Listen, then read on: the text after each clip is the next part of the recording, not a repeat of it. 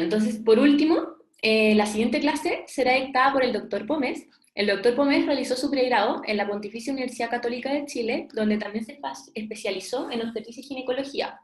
Luego realiza la subespecialización en cirugía laparoscópica UC. Y por último, una postespecialización. Ay, perdón. Ahí sí, ya. Y la subespecialización en cirugía laparoscópica UC.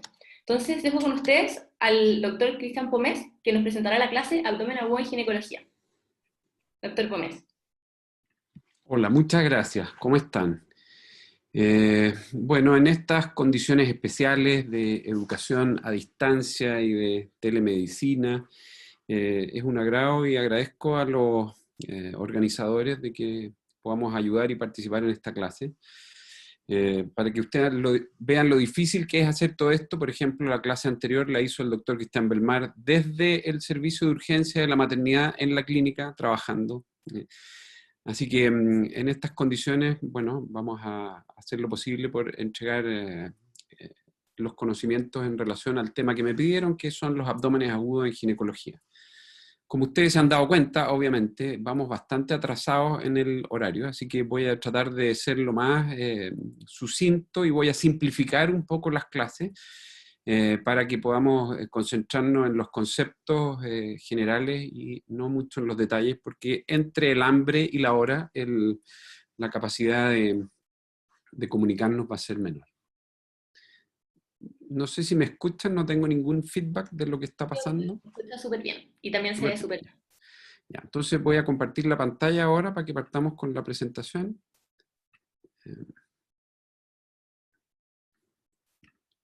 Ahí está. ¿Ven la presentación de diapositivas? Muy bien. Entonces, como les comentaba, vamos a ver las urgencias en ginecología para estas jornadas de pregrado. Y obviamente, como ustedes se pueden dar cuenta, casi todo lo que han visto, por lo menos en el día de hoy, ha sido del ámbito obstétrico, pero yo vengo a representar el otro lado, el lado de los ginecólogos. En estos dos Max que pueden ver ahí, ustedes ven lo que significa el lado ginecológico, que es un poco distinto de la parte obstétrica.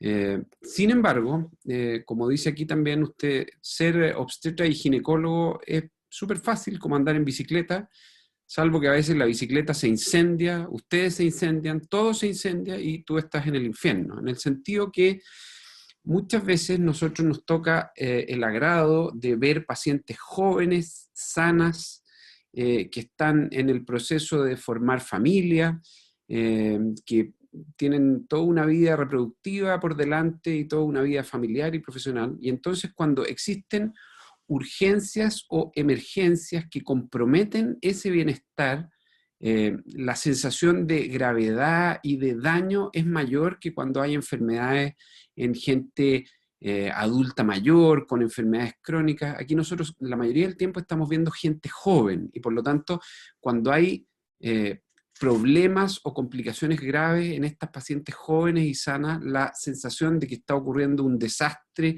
médico es mayor. Y en ese sentido,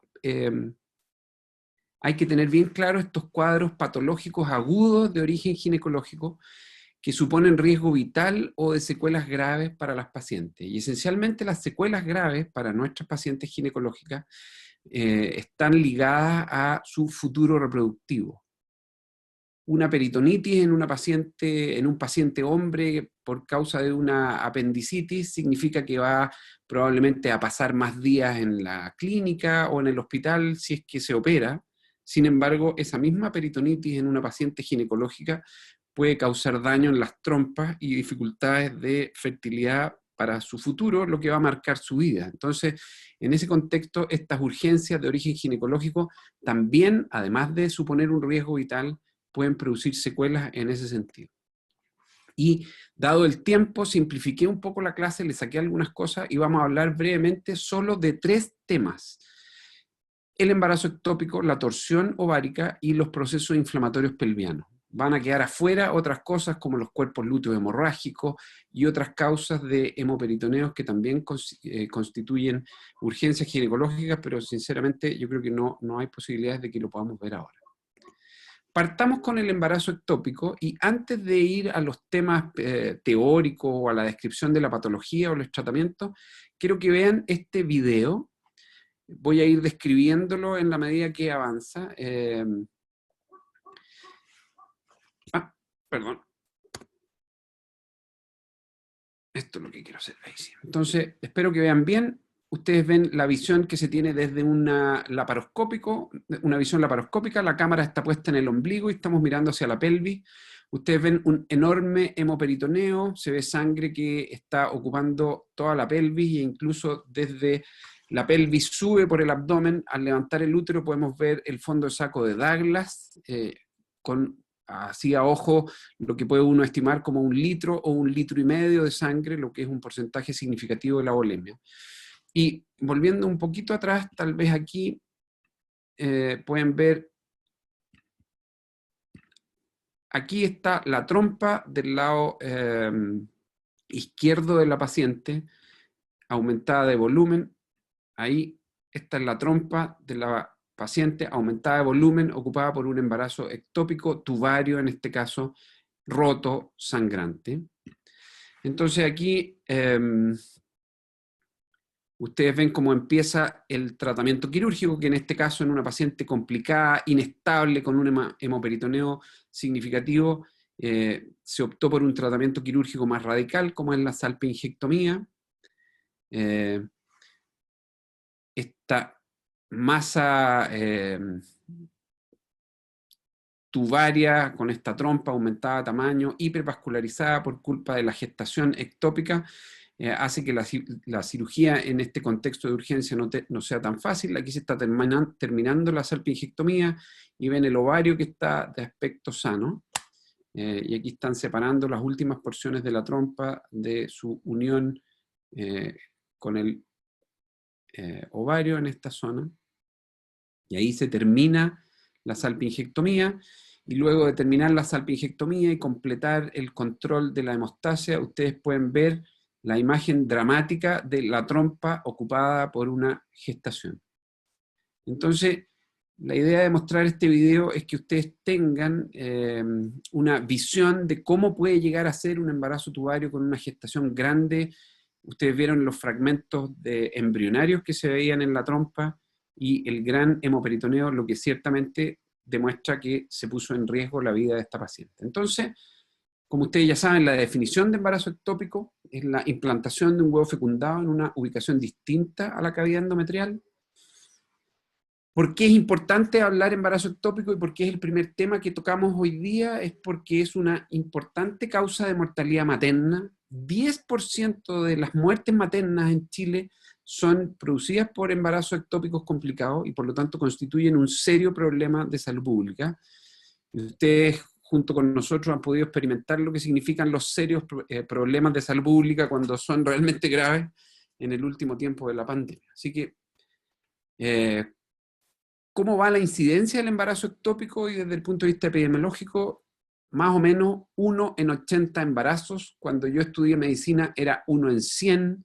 Y esto va aumentando probablemente por el aumento de y la difusión mayor de las técnicas de fertilización asistida y probablemente porque el inicio de la edad sexual se ha modificado hacia que un inicio más precoz, más riesgo de enfermedades inflamatorias pelvianas y más riesgo de promiscuidad sexual en nuestra población, y eso ha hecho que la incidencia de los embarazos ectópicos haya aumentado en el último tiempo y siga en aumento.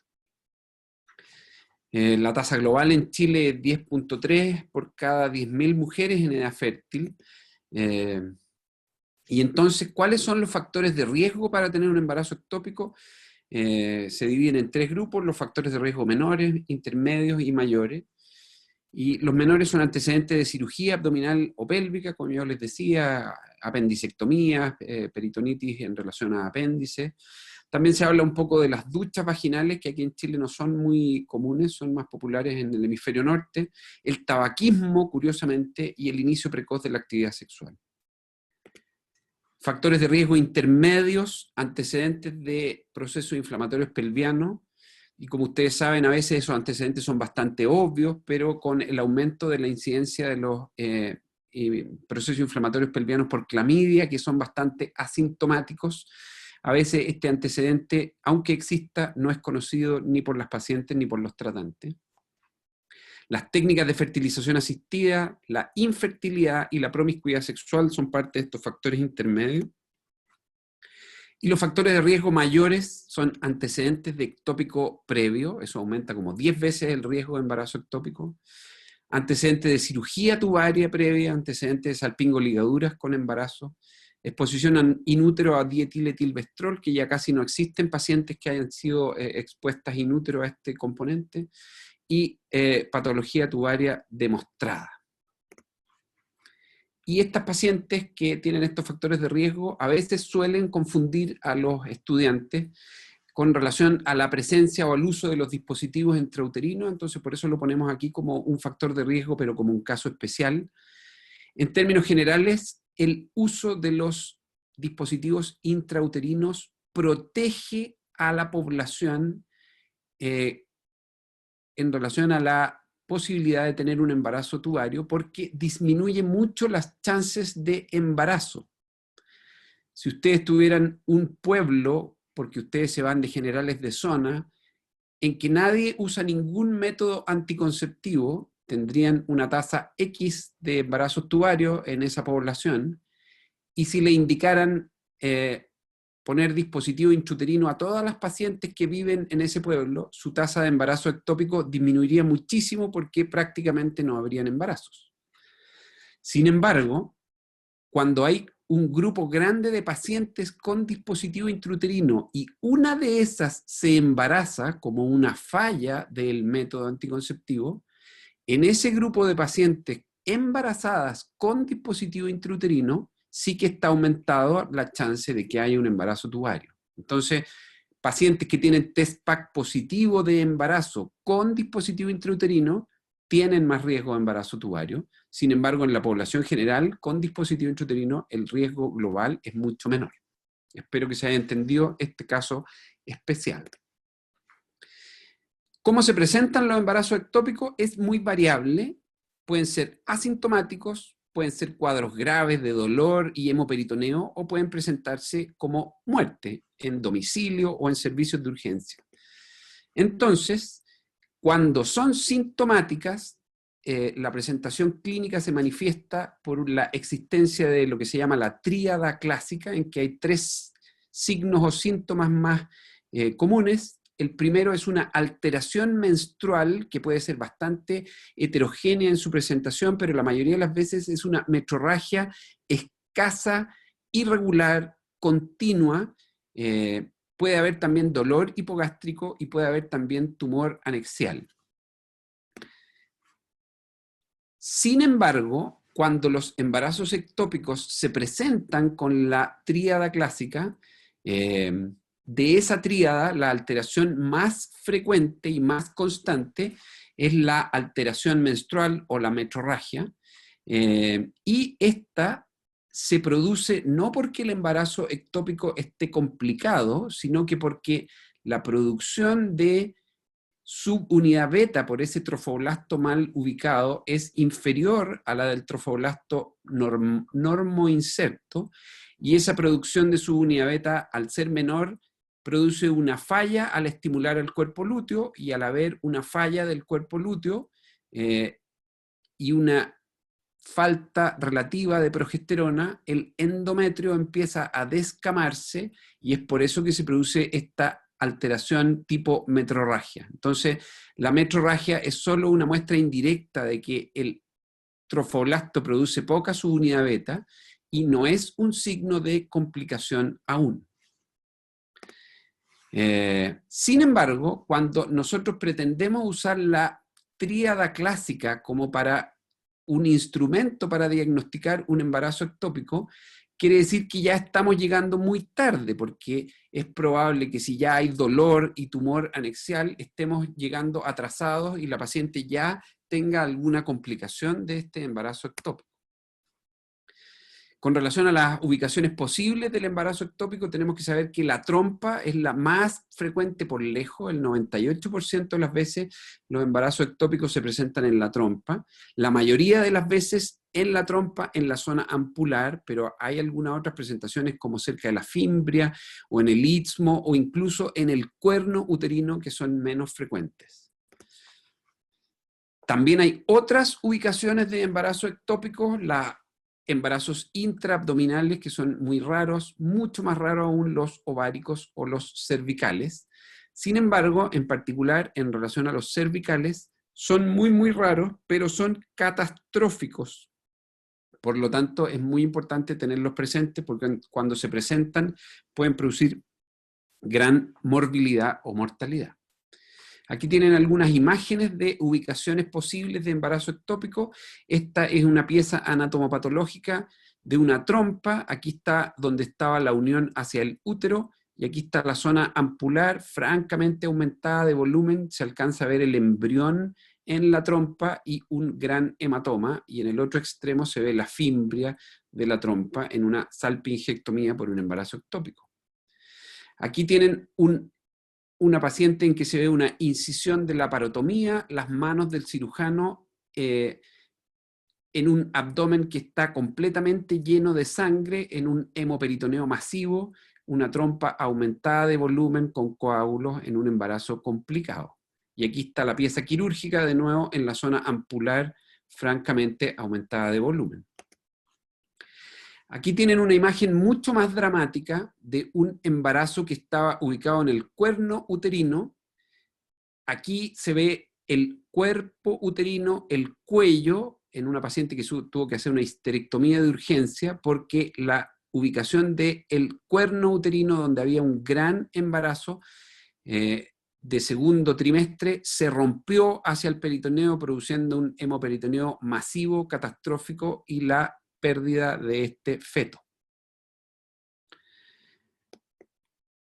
Y aquí tienen la imagen de un embarazo cervical. Piensen ustedes que habitualmente el cérvix es pequeñito y delgado en relación al cuerpo uterino, y aquí en cambio tenemos una pieza quirúrgica en que se ve un cérvix uterino francamente aumentado de tamaño, hipervascularizado, con un aspecto casi tumoral por la presencia de una gestación en el cuello uterino que tuvo que ser resuelta mediante una histerectomía.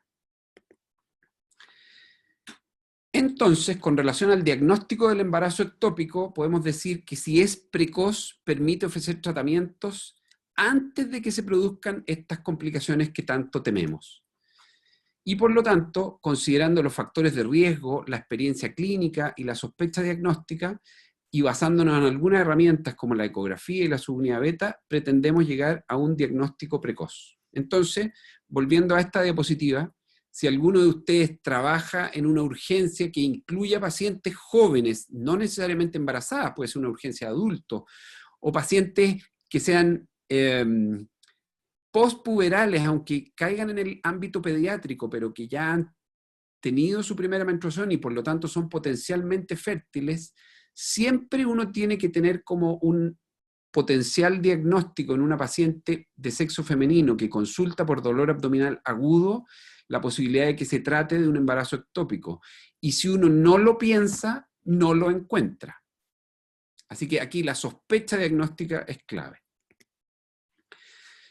¿Cómo lo diagnosticamos precozmente? Entonces, utilizando varias herramientas, entre ellas la más importante probablemente es la subunidad beta de hormona gonadotrofina coriónica. Es detectable en orina o en sangre, y en un embarazo normal, bien ubicado y viable, uno debería tener un incremento mínimo de un 66% en 48 horas cuando el embarazo es normal. Y por lo tanto, si uno hace 2 subunidades beta seriadas en 48 horas y hay un incremento menor al 66%, uno tiene que sospechar que se trata de un embarazo ectópico o un embarazo muy pequeño, pero que es no viable. ¿Ok? La mayoría de las veces el incremento es cercano al 100% en 48 horas, pero si uno es estricto, debería tener un incremento superior al 66%. Y por lo tanto, es muy útil ver cómo aumenta la subunidad beta y también un valor de discriminación mínima. Aquí ponemos 1800, pero yo les diría que deberían llevarse como mensaje para la casa que este valor es variable y depende de cada centro, y por seguridad, ahora en el último año, por alguna literatura que no vale la pena que refiramos ahora, nos quedaríamos con un valor más cercano a los 2000 o 2500 como un valor de discriminación. ¿Y qué significa este valor de discriminación? Es que con un valor de 2000 o más, uno siempre debería ver un embarazo ubicado en el útero con la ecografía transvaginal. Y si uno con un valor de 2000 o 2500 no ve un embarazo ubicado en la cavidad uterina, debe sospechar sí o sí un embarazo ectópico. Entonces, con ese valor de discriminación y con la curva de subunidad beta, eso nos permite un seguimiento que logra el diagnóstico y ayuda en las decisiones terapéuticas. La ecografía, idealmente transvaginal, también es la otra herramienta que usamos para buscar el diagnóstico precoz. Y entonces, ¿qué cosas vemos en la ecografía que nos indiquen que hay signos de un embarazo ectópico? Cuando hay una ausencia de gestación intrauterina, sobre todo con valores mayores de 2000, ubicación anómala del saco gestacional y presencia de latidos cardiofetales en un lugar distinto a la cavidad, por ejemplo, si se ven en el área anexial o en el área del cuello uterino, y cuando están en el área anexial, ver el signo de anillo tubario, que es la presencia del saco gestacional provocando un doble halo en el área de la trompa. Aquí ustedes pueden ver el útero, la cavidad endometrial en esa zona, y aquí el área anexial y este anillo clarito en la zona de la trompa. Aquí vemos el ovario y aquí el anillo tubario. Este es un signo ecográfico por vía transvaginal de un embarazo ectópico tubario. Otros signos indirectos que podemos ver en la ecografía: un tumor anexial y líquido libre en el fondo del saco de Douglas, un pseudosaco gestacional. Esto es un poco más difícil de entender y puede provocar errores en el diagnóstico. Como dijimos, la producción de subunidad beta en los embarazos ectópicos es deficiente y eso produce una metrorragia escasa. Pero antes de que la sangre se exteriorice, a veces se acumula un poco en la cavidad endometrial, produciendo una colección de líquido intrauterino que puede confundirse con un saco gestacional. Entonces, para distinguir el saco gestacional de un pseudosaco, que sería una colección de sangre en el útero, tenemos que tener claro que la implantación de un embarazo normal ocurre no en el lumen uterino, sino que ocurre en la pared del endometrio. Por lo tanto, los sacos gestacionales normales son excéntricos y se ubican en el espesor del endometrio. En cambio, los pseudosacos son centrales y están ubicados entre las capas del endometrio. Entonces, un observador que no conoce este signo ve que la paciente tiene una subunidad beta o un test PAC positivo, hace la ecografía y ve una colección en el centro del útero y dice: ahí está el embarazo, es chiquitito todavía. Y en realidad eso es un pseudosaco y es un signo indirecto de un embarazo ectópico. Y lo otro es que los embarazos ectópicos tienen menos subunidad beta, menos estimulación de progesterona y por lo tanto el endometrio suele ser delgado, y un endometrio en un embarazo que sea menor de 10 milímetros es un signo indirecto de una ubicación probablemente ectópica de la gestación. De nuevo volvemos a este dibujo. Entonces, con nuestra sospecha diagnóstica, la subunidad beta y la ecografía transvaginal, podemos lograr un diagnóstico precoz para evitar secuelas o complicaciones. El tratamiento entonces del embarazo ectópico debe ser precoz, adecuado a la ubicación. No es igual tratar un embarazo ectópico que está en el cuello que esté en la trompa. Debe ser proporcional a la gravedad del embarazo ectópico. Entonces, si es un cuadro grave, la preocupación no es salvar la fertilidad, sino que es salvar la vida. debe velar por preservar la vida y debe velar por preservar la fertilidad futura si es que eso es posible. Entonces, el tratamiento de embarazo ectópico puede ser expectante, puede ser médico o puede ser quirúrgico. Y cuando se llega a la instancia quirúrgica, este tratamiento puede ser conservador o radical. Vamos viendo uno por uno. El tratamiento con manejo expectante puede ser útil hasta en un 25% de los embarazos ectópicos tubarios porque se resuelven espontáneamente.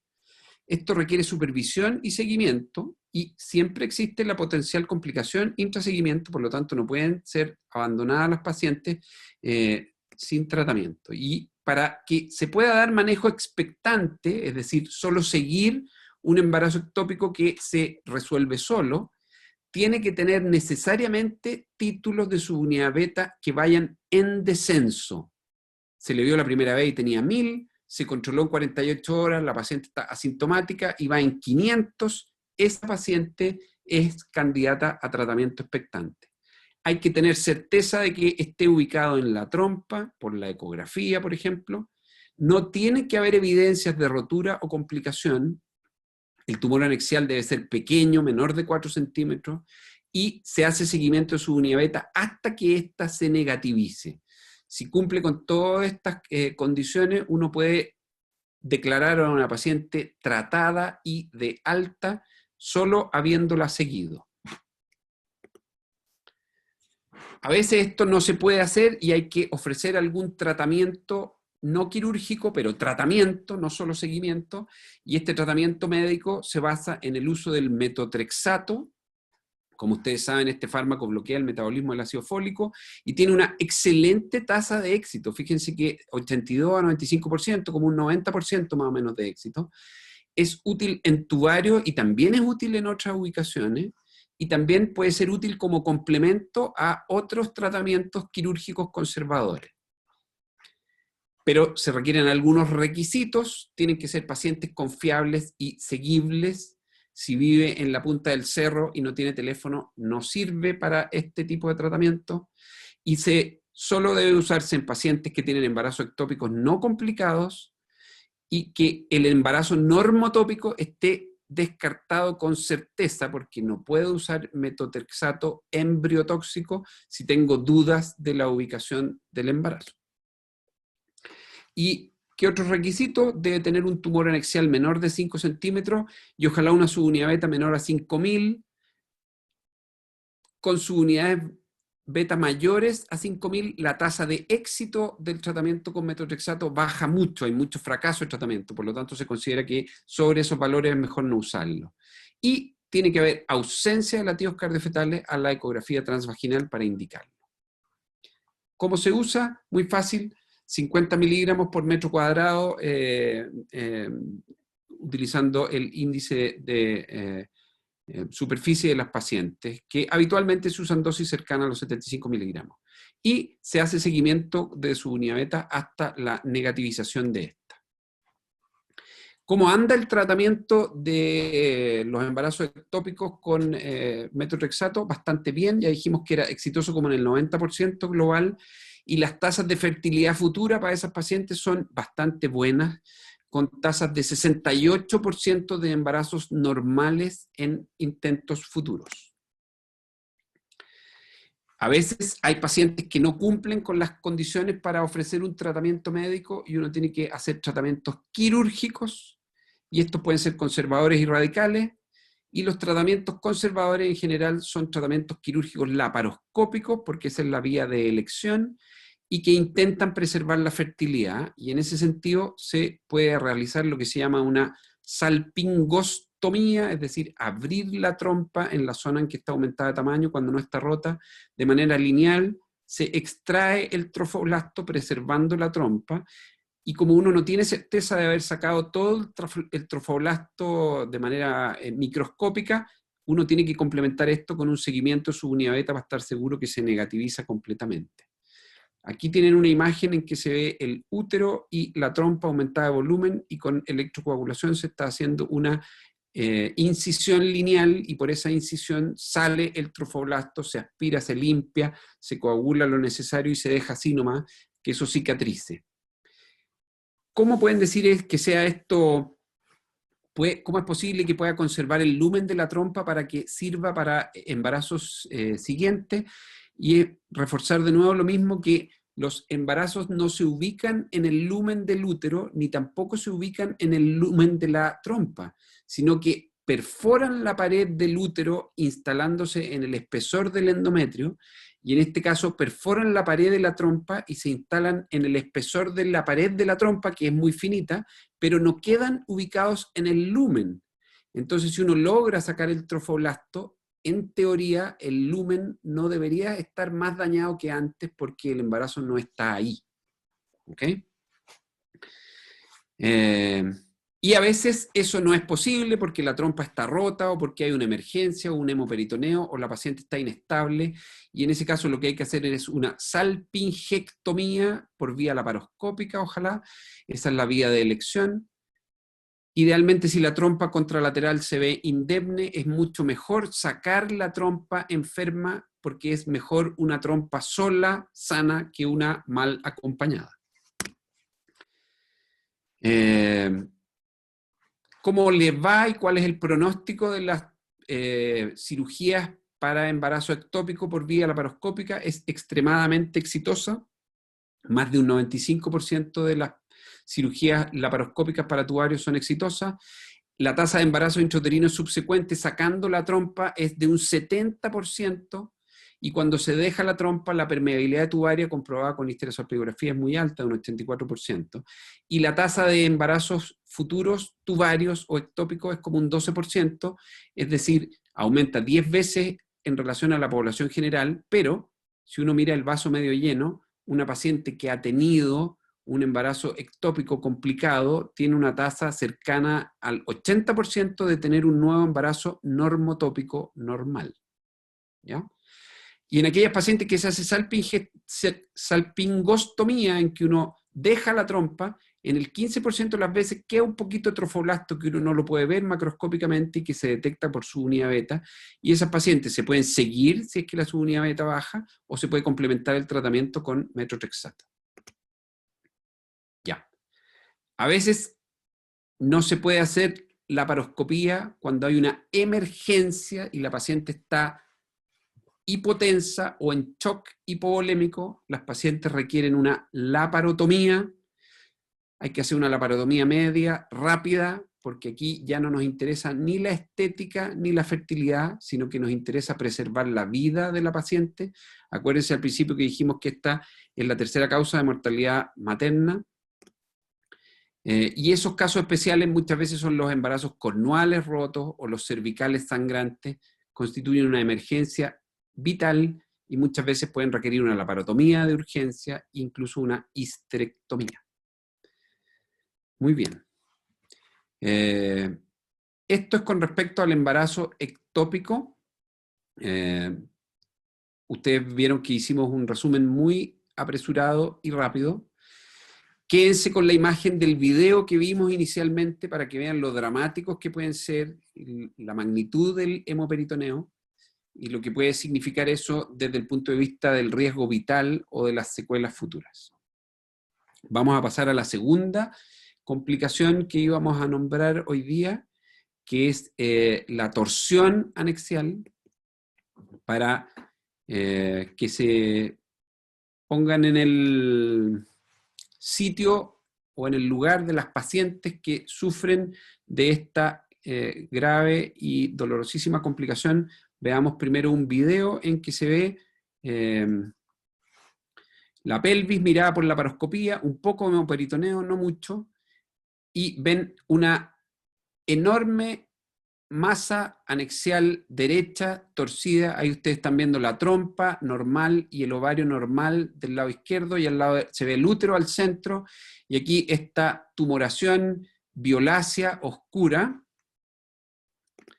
Y continuando con el video, ustedes ven que esa tumoración tenía una torsión. Ahí dimos vuelta una vez esta torsión y se intenta en el video seguir girándola para destorcerla hasta que llegue aquí. Ustedes van a ver.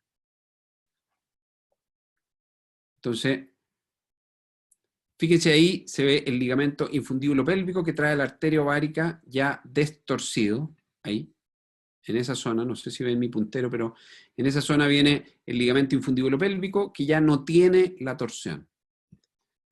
No sé si ustedes se han fijado cuando hay un tiro libre en el fútbol, la mayoría de los futbolistas tienen que elegir qué órgano proteger ante la potencia del tiro libre, porque el dolor que sufrirían sería terrible si es que les pegan en su área genital. Entonces, aquí los ovarios están ocultos en el abdomen, pero imagínense entonces cómo puede ser el dolor que produce una torsión en que el pedículo vascular queda interrumpido y el tejido se traumatiza por la isquemia. Ya, entonces, esta torsión anexial es una causa de algia pélvica aguda y la ausencia del diagnóstico condiciona necrosis ovárica. Y no es tan rara, 5.9 de cada 100.000 mujeres al año. ¿Ok? Entonces, como ya es tarde, y me imagino que muchos están cansados y con hambre, vamos a cambiar el estilo de la clase y la vamos a hacer de una forma un poco más didáctica. Y ya les voy a mostrar cómo. Entonces, antes, para que tengan como el contexto general, quiero hablar un poco de la fisiopatología de las torsiones. Entonces, si ustedes se imaginan la vascularización del ovario, rápidamente, si fueran alumnos de primer año, tendrían que aprender que al ovario llegan sus arterias, que son las arterias ováricas principalmente, algunas ramitas que se unen con la arteria uterina, y las venas que acompañan esas arterias. Entonces, si se imaginan una torsión, y la torsión está recién empezando, como ustedes se recordarán de anatomía, las arterias tienen una pared sólida, que tiene una capa muscular, una elástica y una íntima. En cambio, las venas son blanditas porque no tienen ni muscular ni elástica. Entonces, cuando la torsión comienza, lo primero que se ocluye son las venas, pero la arteria sigue permeable y por lo tanto lo que ocurre es que sigue entrando sangre oxigenada a presión al ovario, pero esa sangre no puede salir. Y eso determina, porque están las venas ocluidas, pero no la arteria, y eso determina que se produce una enorme congestión sanguínea, aumento de volumen, edema, extravasación de la sangre venosa, porque sigue entrando sangre arterial a presión.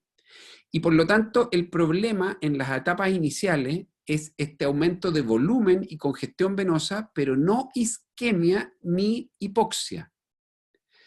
Si la torsión continúa o empeora mucho más tardíamente, se requiere una mayor presión para comprimir la arteria y entonces en una etapa muy tardía de la torsión se ocluye la arteria y ahí sí que no entra sangre, no entra oxígeno, se produce isquemia, infarto y necrosis. Por lo tanto, gran parte de la etapa inicial de los síntomas del dolor tienen que ver con la congestión venosa y no con un proceso real de isquemia o necrosis. Entonces, teniendo eso en cuenta, vamos a, como les decía, a cambiar un poco el método de la clase y en vez de yo exponerles todo lo que teórico que va de acuerdo con cada uno de los temas que vienen con la torsión anexial, lo que me gustaría es cambiar la clase y hacerla de una manera distinta y que ustedes, si es que pueden, voten poniendo el dedito para arriba en la encuesta, o sea, en lo que ustedes pueden marcar en la clase, contestando cada una de estas afirmaciones. Entonces, el primer mito que circula con relación a la torsión anexial es que solo se produce en edad fértil. Entonces, los que estén de acuerdo con esa afirmación, si pudieran marcar el dedito para arriba en la pantalla, ¿podemos ver eso o no? ¿Me están escuchando todavía? Levanten las manos. Eso podemos hacer, que levanten las manos. Eso. Ya, ¿no pueden marcar el dedito para arriba o para abajo? No, es que en esta versión como de webinar no permite esa interacción. Ah, ya, ya. Entonces, Pero levantando Doctor, la mano pueden se puede. levantar la mano como si tuvieran una pregunta. Y ahí los que levantan la mano en el fondo puede ser verdadero y los que no la levantan que sea falso. ya. Bueno, pero por último, no es necesario yo para tener una idea de qué es lo que opinaban, pero pregúntense ustedes mismos si es que solo se produce en edad fértil o no. Y la respuesta es bastante obvia. No se produce solamente en la edad fértil, se puede producir prácticamente en todas las edades de pacientes de sexo femenino. Para que ustedes se hagan una idea, más o menos un 20%, o sea, un quinto, se produce en niñitas, y eso tiene una connotación muy importante, y por eso pongo este mito para tratar de derribarlo, porque muchos médicos que trabajan en urgencias, que incluye urgencia pediátrica, en niñitas que consultan por dolor abdominal agudo, no se les ocurre considerar la torsión ovárica como una causa de dolor. Entonces, eso lleva a un diagnóstico tardío y eso hace que consulten 1 o 2 días después al ginecólogo. Y como ustedes vieron en la fisiopatología que explicamos antes, las primeras 6, 8 o 12 horas estamos solo en la congestión venosa, pero 1 o 2 días después sí que nos encontramos con un ovario perdido y necrótico. Así que derribemos este mito.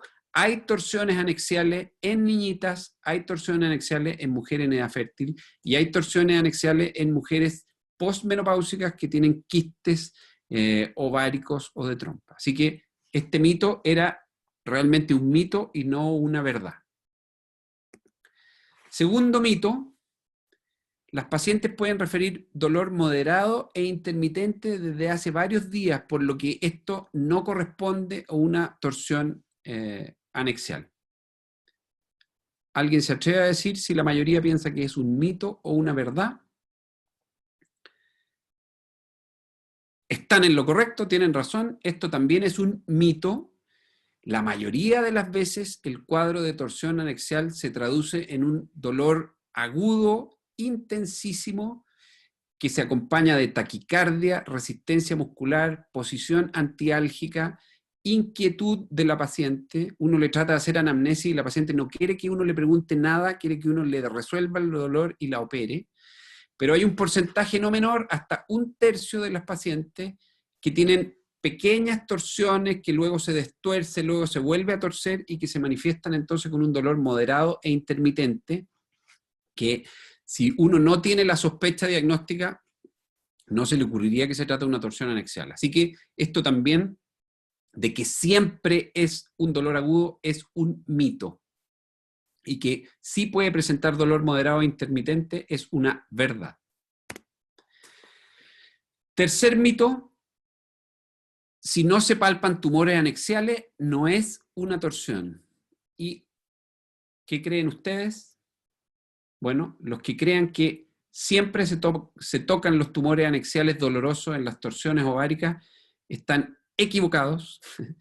Hay un porcentaje importante de las veces que no se toca, más o menos 1/3 de las veces, aunque la paciente tenga un gran tumor como el que vimos, torcido, uno intenta examinar ginecológicamente y no logra tocar el tumor, a veces porque la torsión hace que el ovario se retraiga hacia arriba y otras veces porque la resistencia muscular y el dolor impide que uno lo toque. Así que el no palpar un tumor no descarta la torsión anexial, así que eso es un mito.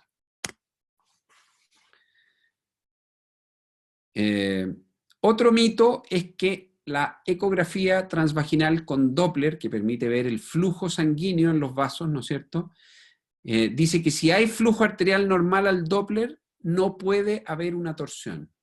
¿Qué les parece a ustedes eso? ¿Mito o realidad? Obvio, ya lo conversamos en la fisiopatología. Esto es un mito porque puede haber una torsión muy importante en que está comprometiendo solo el flujo venoso y aún no el flujo arterial, y por lo tanto puede estar perfectamente torcido, pero aún con flujo arterial. Así que el que haya flujo arterial no descarta la torsión. Quinto mito o verdad: cuando hay un embarazo se descarta la torsión ovárica. ¿Qué creen?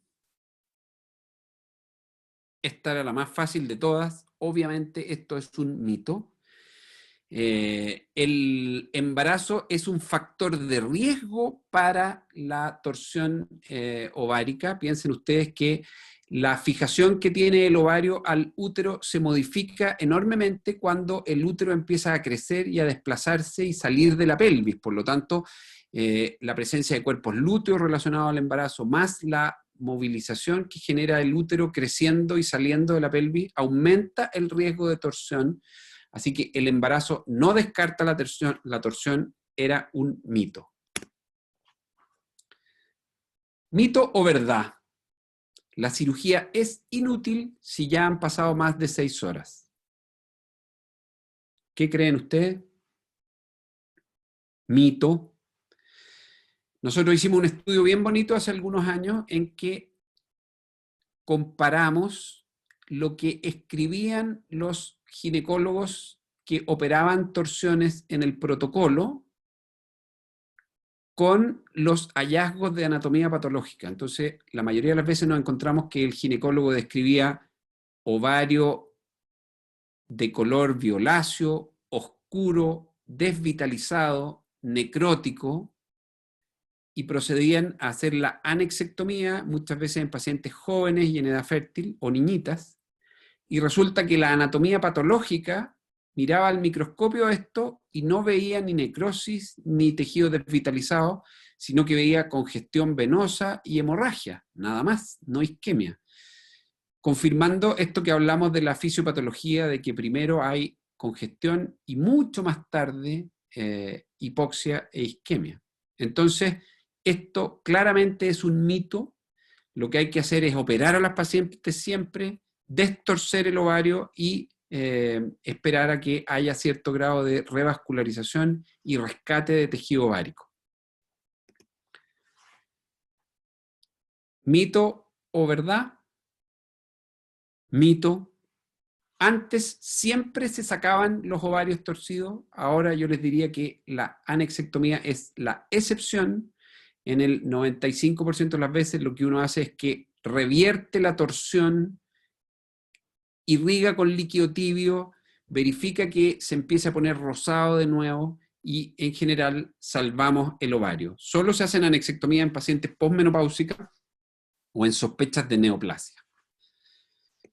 Así que en el fondo repasamos la torsión anexial no desde un punto de vista teórico, sino que más bien en este juego de mito y verdad, que hubiera sido un poco más interesante en una clase, porque uno puede pedir que la gente levante la mano, pero aquí a distancia es un poco más difícil. Por último, muy breve, la última urgencia ginecológica, el proceso inflamatorio pelviano. Esto requeriría una clase o 2 clases aparte, enteras, y no tenemos tiempo ni disposición a esta hora para hacerlo, así que preparé este par de diapositivas como de emergencia por el atraso.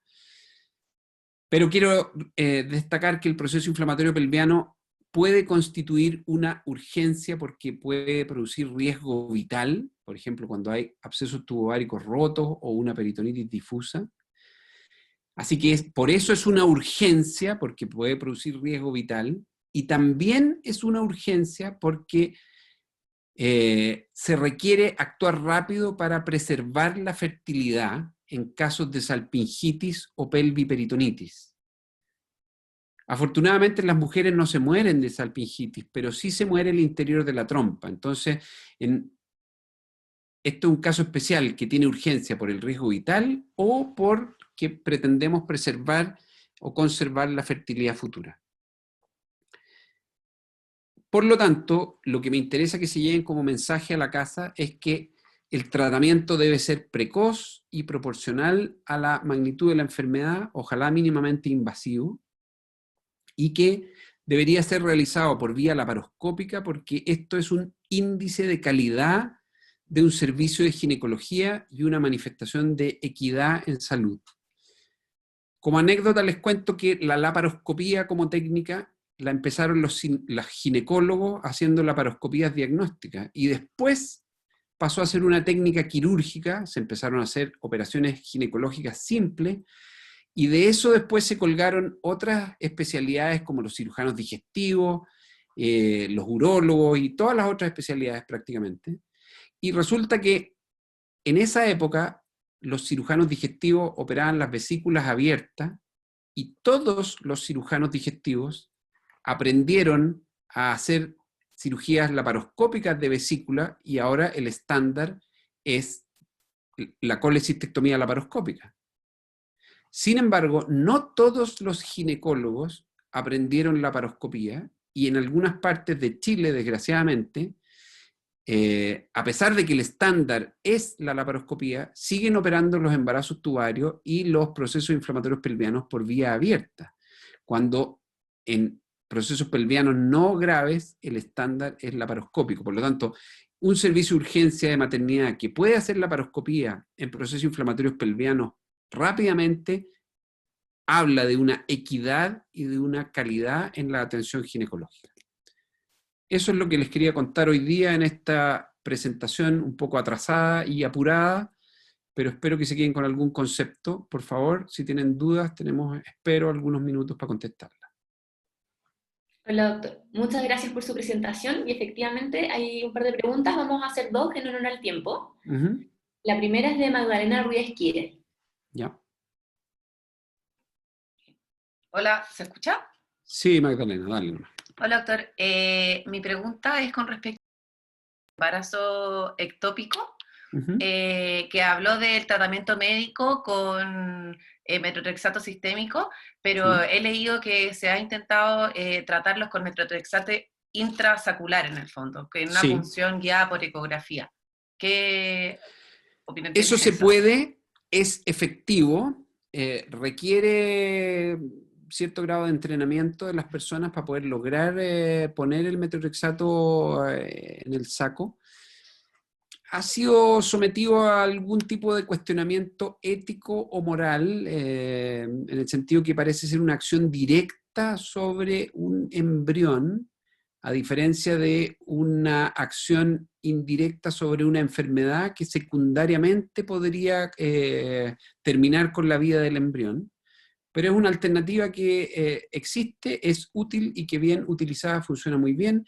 En términos generales es rarísimo que se use en embarazos ectópicos habituales de trompa, pero tiene un rol mayor en embarazos ectópicos cervicales o cornuales cuando el riesgo de que produzcan una catástrofe y pérdida del útero es mayor. Así que yo diría que está reservado para casos excepcionales. Perfecto, gracias, doctor. Doctor, la siguiente pregunta es de Fernanda Reyes. Ya. Dale, Fernanda, no te vemos. Ahí sí, perdón. ¿Me escuchas? Sí, Fernanda, dale nomás. Primero, doctor, muchas gracias por la clase. Le quería preguntar cuáles eran los principales factores de riesgo de torsión ovárica. Ya, en términos generales, a veces son bastante impredecibles, a diferencia de los PIB y otras cosas, pero en general es la presencia de un aumento de volumen anexial. Eso puede ser ovárico o de trompa o paratubario, por ejemplo, los quistes paratubarios, quistes funcionales, cuerpos lúteos grandes, quistes foliculares, teratomas. Así que yo diría aumento de volumen en un anexo es el principal factor. Lo que pasa es que la mayoría de las veces ese factor de riesgo no es conocido por las pacientes. Y lo segundo es el cambio de posición del ovario en relación a su posición habitual, y eso es el embarazo y el aumento de volumen uterino. Esos son los dos factores principales. Pero el embarazo es un factor de riesgo que tú no puedes evitar, las pacientes ya están embarazadas, y la mayoría de los aumentos de volumen ovárico son comunes porque muchos tienen que ver con el funcionamiento normal del ovario y no son conocidos por las pacientes. Gracias. Súper, doctor. Tenemos una última pregunta que vamos a hacer, que Bueno, es de Paulina Velázquez. Hola, doctor, quería consultar respecto a las torsiones ováricas, sí. si en el postoperatorio es necesario hacer una evaluación ecográfica, por ejemplo, para ver que la distorsión haya sido efectiva? ¿O es suficiente con lo que ve el cirujano en la intervención? No es suficiente con lo que ve el cirujano en la intervención, pero el seguimiento es complejo en el sentido de que es bastante personalizado dependiendo de los hallazgos intraoperatorios.